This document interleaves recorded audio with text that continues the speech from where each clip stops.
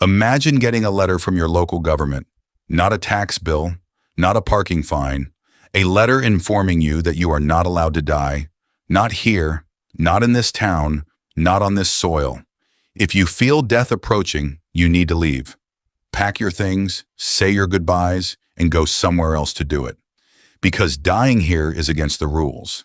This sounds like the setup for a dark comedy, a bizarre hypothetical, the kind of law a philosophy student invents at 2 in the morning. But it is real. There is a town in Norway called Longyearbyen, population roughly 2,500 people. It sits on an Arctic archipelago called Svalbard, about 1,300 kilometers from the North Pole. It is one of the most remote, permanently inhabited places on Earth. And since 1950, it has been illegal to die there. Before we get to why, let's talk about where. Longyearbyen is not a normal town. It exists in a place where the sun does not rise for 4 months of the year, where polar bears outnumber people, where residents are legally required to carry a rifle when they leave the settlement boundary because the bears are that serious about eating them. It is a place where the infrastructure of ordinary life, hospitals, care homes, retirement facilities, barely exists. Because Longyearbyen was never built for ordinary life. It was built for coal. In 1906, an American businessman named John Monroe Longyear established a coal mining operation on Svalbard. The town that grew around it was named after him. Workers came, families followed, a community formed in one of the most hostile environments on Earth, and then people started dying there, and that is when things got complicated. The problem with dying in Longyearbyen is not philosophical. It is not political. It is not even particularly dramatic. It is simply this. The bodies do not decompose. Longyearbyen sits in a zone of continuous permafrost. The ground is permanently frozen year-round to a depth of several hundred meters. When you bury something in permafrost, it does not rot. It does not break down. It does not return to the earth the way a body in a normal graveyard does. It just stays, preserved, intact, frozen in time. This sounds peaceful until you understand what it actually means. In 1998, a team of researchers came to Longyearbyen to study a long closed section of the local graveyard. They were not archaeologists looking for ancient remains. They were virologists, scientists who study viruses. What they were looking for had been buried in that frozen ground since 1918. 1918 was the year of the Spanish flu. If you think the pandemic of the early 2020s was bad, and it was, the Spanish flu was in a completely different category of catastrophe. It infected roughly 500 million people, 1/3 of the entire human population at the time, and it killed between 50 and 100 million of them. More people than were killed in the entire First World War, which was happening at exactly the same time. It was one of the deadliest biological events in human history, and several of its victims were buried in Longyearbyen, in that permafrost, in that frozen ground, where nothing decomposes. The 1998 research team, led by virologist Kirsty Duncan, came to Longyearbyen with a specific and terrifying goal. They wanted to dig up a body infected with the 1918 Spanish flu virus and extract a live sample of the virus from the preserved corpse, to study it, to understand it, to figure out why it was so deadly. Which raises a question that should make you stop for a moment.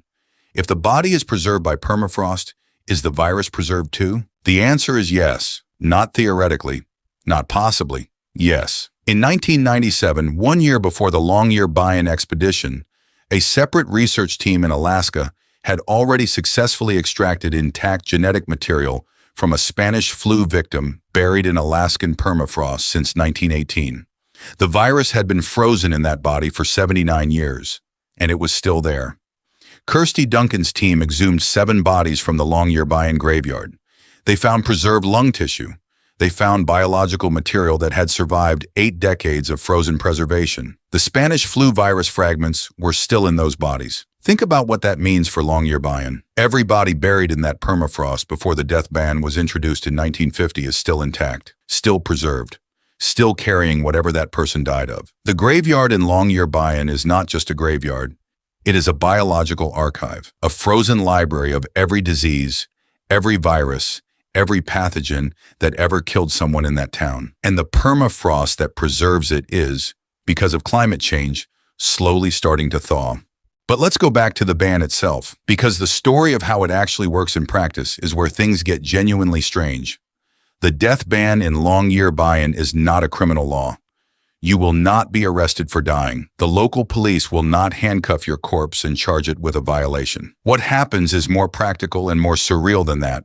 If you are terminally ill in Longyearbyen, you are required to leave.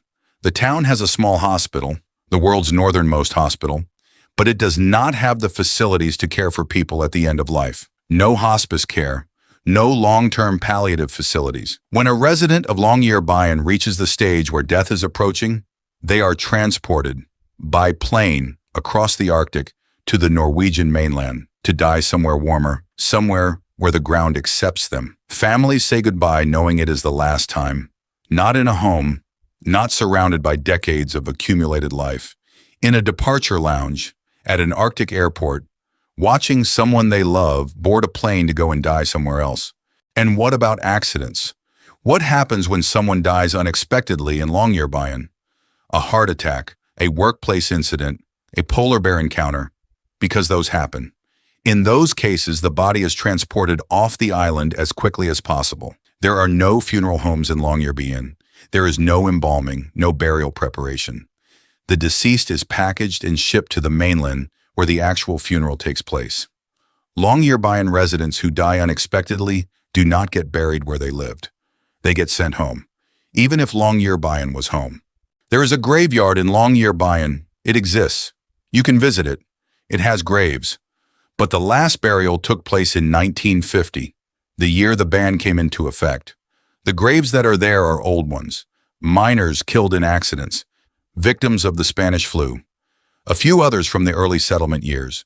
They are still there, still frozen, still intact, marked by simple wooden crosses that have to be replaced every few years because the Arctic weather destroys them. The crosses rot and splinter and fall. The bodies beneath them do not. Visitors to the graveyard describe it as one of the most unsettling places they have ever stood. Not because it is scary in any dramatic sense, but because of the silence, the flatness, the knowledge that what is beneath your feet is not dust and bones. It is people, whole people, frozen exactly as they were the day they were placed there. Now, here is where the story takes a turn nobody talks about. The permafrost that preserves those bodies, that makes the death ban necessary in the first place, is melting, not slowly, not over centuries. The Arctic is warming at roughly 4 times the rate of the rest of the planet. Svalbard specifically is one of the fastest warming places on Earth. Scientists have recorded temperature increases of more than 4 degrees Celsius in Longyearbyen since measurements began. The permafrost is thawing, which means the biological archive beneath that graveyard, every preserved body, every preserved pathogen, every fragment of every disease that killed every person buried there before 1950, is beginning to be released. Slowly, imperceptibly, but measurably. Researchers monitoring the Longyearbyen graveyard have found evidence of biological material beginning to migrate upward through the thawing soil. The frozen seal on that archive is loosening. Nobody knows exactly what is in those bodies beyond what has already been studied. The Spanish flu victims are documented, but there were other epidemics, other diseases, other pathogens from the early 20th century that killed people in Longyearbyen and were buried with them in that frozen ground. Some of those pathogens may be extinct everywhere else on Earth, except there, in that graveyard, thawing. Let's take a breath and zoom out. Because what started as a quirky local law, the town that banned death, haha, isn't that funny, has turned into one of the most legitimately unsettling places on the planet. A remote Arctic settlement where you must leave to die. Where the bodies of the dead are frozen and intact beneath the ground. Where a 1918 pandemic virus was successfully extracted from a preserved corpse.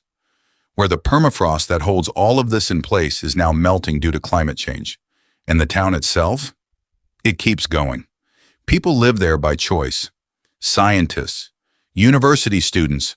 Longyearbyen has a fully functioning university. Researchers, A small but permanent civilian population who have decided that living 1,300 kilometers from the North Pole, in a place where you cannot legally die, surrounded by polar bears and frozen corpses, and one of the most hostile climates on Earth, is a perfectly reasonable way to spend their lives. There is one more detail that nobody includes when they tell the story of Longyearbyen: the cats. For a period of time, Longyearbyen also banned cats. This is not a joke. Between 1992 and 2008, it was illegal to own a cat in Longyearbyen. The reason was practical. Cats are efficient hunters, and the local Arctic bird populations were considered too vulnerable to survive domestic cat predation in such a confined environment. So for 16 years, a town that had already banned death also banned cats. The cat ban was eventually lifted in 2008, following significant local pressure from residents who, having already accepted that they could not die on their own soil, drew the line at not being allowed a pet. Which honestly seems fair. Here is the thing about Longyearbyen that lingers. Every place on Earth has a graveyard, a place where the dead are placed and, eventually, gradually, returned to the Earth, where the distinction between the living and the dead is maintained by the simple biological fact of decomposition. Longyearbyen does not have that. Its dead are not returning to the Earth. They are waiting, frozen and whole, beneath a graveyard that has not accepted a new resident since 1950, in ground that is now slowly releasing them back into the world in ways that nobody fully understands yet. The town banned death because it had no choice, because the Earth there refuses to do what Earth is supposed to do, and the bodies that predate the ban, the miners and the flu victims and the early settlers, are still there, still waiting, in a graveyard that is half archive, half time capsule, half something that does not yet have a name. The next time someone tells you that death is a natural part of life, that it is inevitable, universal, the one thing that no human has ever escaped, tell them about Longyearbyen, where the government looked at death and said, "Not here," where the Earth looked at the dead and said, "Not yet," and where the ice that holds it all together is quietly, slowly, imperceptibly beginning to let go.